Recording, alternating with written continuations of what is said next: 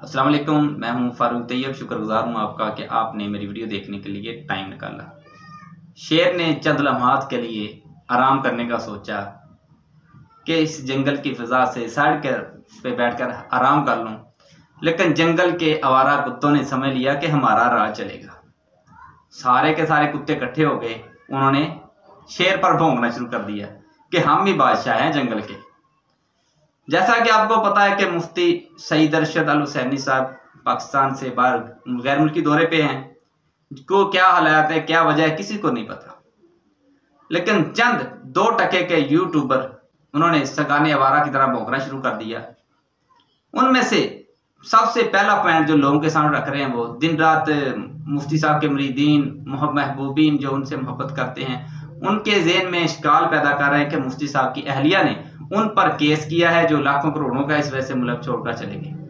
अब इनकी बात का मैं जवाब यूँ दूंगा। पहली बात है कि इनके पास कैसी वो इत्तलात हैं, कौन सा इनके पास वो ऐसा सिस्टम है जिनसे इनको उनकी फैमिली का पता चलता है कि ये मसला पेश है, या कोई वीडियो या कोई कुछ नहीं। दूसरी बात, अगर आप सच्चे हैं कि केस की आपको खबर मिली है, कोई फाइल, कोई इसकी वीडियो, कोई कॉपी, कुछ तो लेके आए।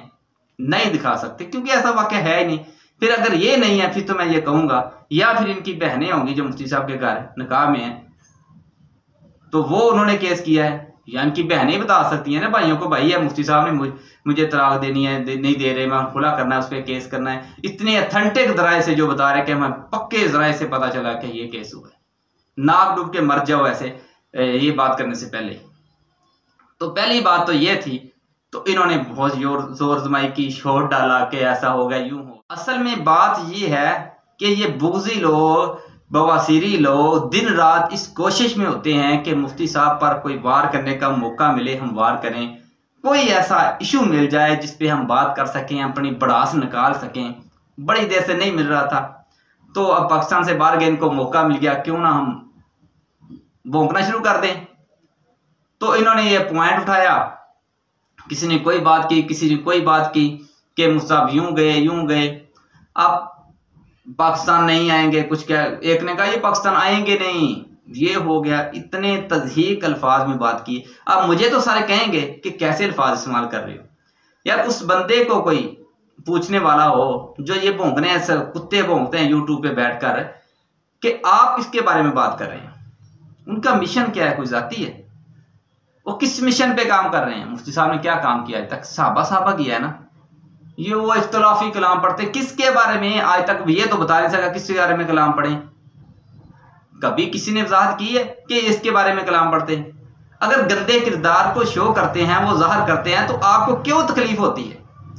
इससे नजर आता है आप हो ही गंदे किरदार के मालिक, आपके अंदर गंद भरा हुआ है, मुनाफिकत है। अगर वो मुनाफिक किसी को कहते हैं हमें कहा।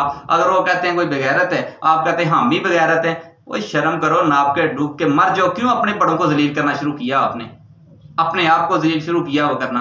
आप भौंकना बंद कर दो। अगर सबूत है तो सामने लेके आओ, अगर सबूत नहीं है तो अपने बूथे बंद रखो। अपनी औकात याद रखना, किस औकात के मालिक हो। एक यूट्यूबर की हद तक, अपने व्यूज लेने की हद तक आप ये काम कर रहे हो। अल्लाह इस जैसे चेहरों को तबाह बर्बाद करे। बहुत शुक्रिया दोस्तों का। अल्लाह हाफिज।